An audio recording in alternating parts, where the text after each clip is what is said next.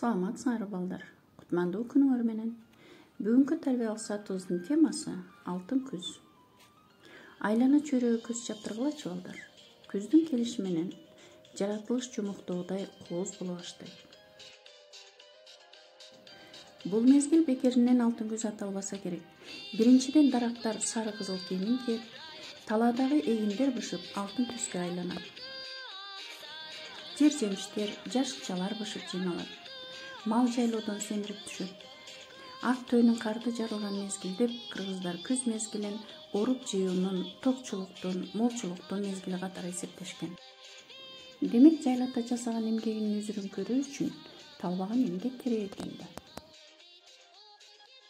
Келгиле балдар, бардыгыбыз чогуу күзгү жаратылышка саякатка чыгып келели.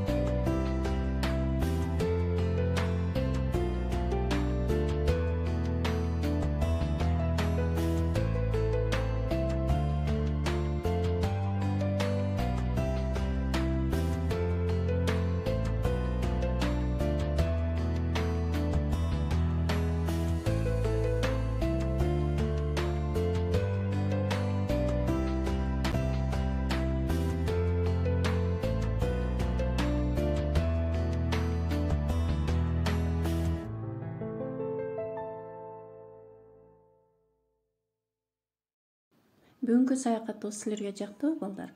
Ар бир мезгилдин өзүнүн керемети бар. Ошол кооздуктарды көрө билели. Биздин мекенибиз ажайып кооз. Ошондуктан жерибизди, элибизди сүйгүлө, эмгекчил болгула демекчимин. Ушундай керемет жерде төрөлүп калганыбызга сыймыктанышыбыз керек. Көңүл бурганыңарга чоң рахмат. Саламатта тургула.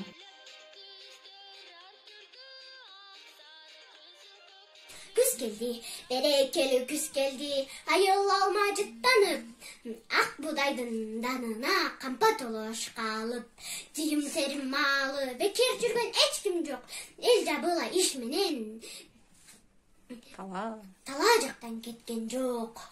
Каникулда биз дагы өнүктүккө катыштык. Картошканы, пиязды кампаларга ташыштык. Улуулардан акыл кеп, күндө угуп жатабыз. Жаз жарыш, көз көрөш деп айтат атабыз.